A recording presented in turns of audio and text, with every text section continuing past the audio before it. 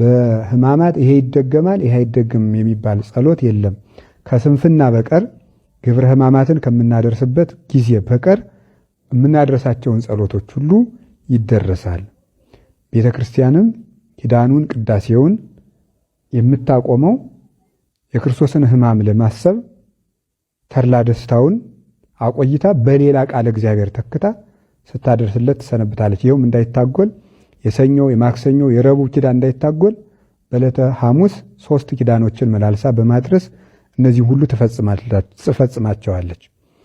ስለዚህ ይህን በማድረግ ቤተ ክርስቲያን ፍጹም በመዋል ቢቻል የጨው ቂጣ በመብላት የተቻለው ከታመመ ሰው በቀር ደዌ ከጸናበት በቀር በጨው ቂጣ እየበሉ ከሚጣፍጥ ምግብ በቀር ሆኖ ይህንን መጸለይ ይገባል። ቤተ ክርስቲያን መዋል አለብን። ግብረ ሕማማቱ መስገድ ብቻ ሳይሆን ግብረ ሕማማቱ የሚነበበውን ንባብ መስማት ይገባል። በዚህ ሰሞን ተድላ ደስታ ማጌጥ የለም። በጸሎተ ሐሙስ ሁሉም ምዕመናን ይቆርባሉ፣ ስጋው ደግሞ ይቀበላሉ። መቁረብ የሚቻላቸው የተዘጋጁ ሁሉ ይቀበላሉ።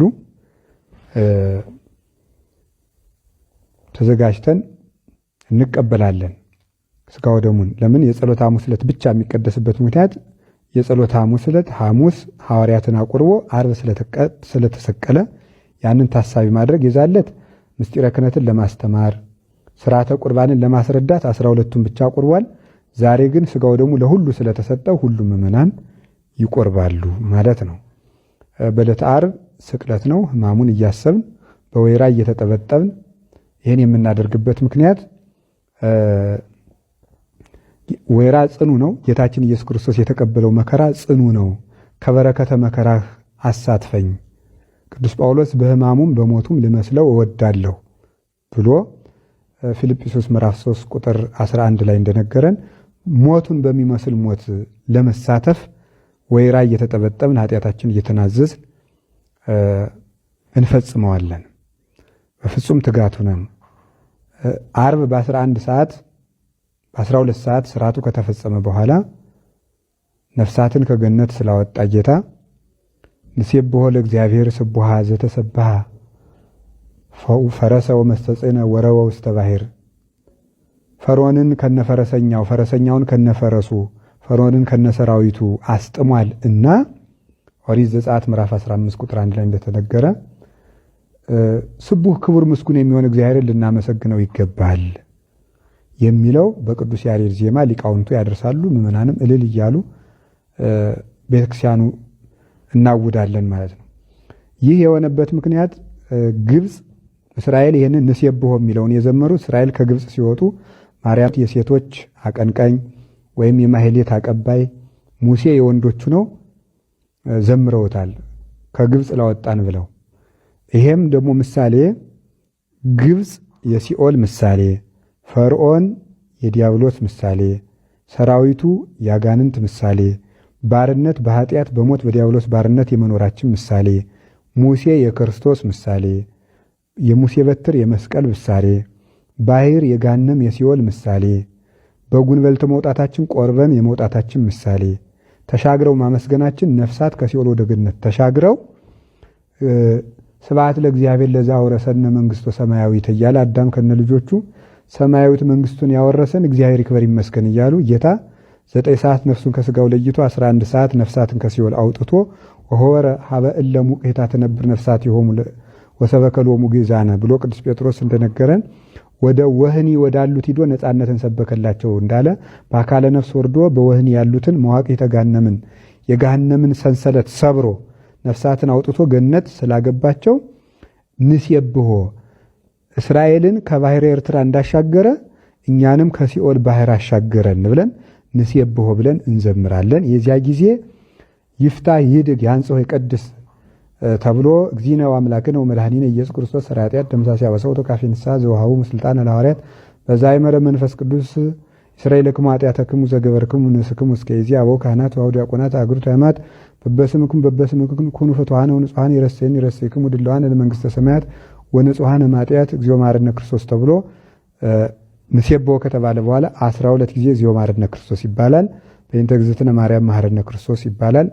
ይህ ምክንያት ይቅርታውን የሰጠን በእመቤታችን ሥጋ ተገልጦ ስለሆነ ለመጥፋታችን ሔዋን ምክንያት ሆነች ካልን ለመዳናችን ማርያም ምክንያት ሆነች የማንልበት ምንም ምክንያት የለንም አይምሯችን ካላጣን በስተቀር። ስለዚህ በእንተ እግዝእትነ ማርያም መሐረነ ክርስቶስ ብለን 12 ጊዜ መጨረሻ ላይ እግዚአብሔር ይፍታ ይባላል ዓርብ ማታ። መስቀል ግን አንሳለምም።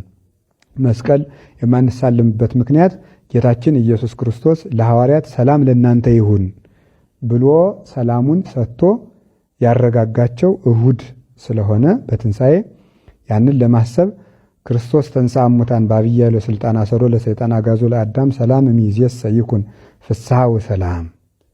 ክርስቶስ ተንሥአ እሙታን፣ ክርስቶስ ከሙታን ተለይቶ ተነሳ በዐቢይ ኃይል ወሥልጣን፣ በገናና ጌትነቱ በገናና ስልጣኑ በታላቅ ስልጣኑ ከሞት አምላክ እንደመሆኑ ሞት ይይዘው ዘንድ አልቻለም እንዳለ ቅዱስ ጴጥሮስ የሐዋርያት ሥራ ምዕራፍ 2 ላይ ሞት ይይዘው ዘንድ በማይቻለው በጽኑ ስልጣኑ ከሞት ተነሳ።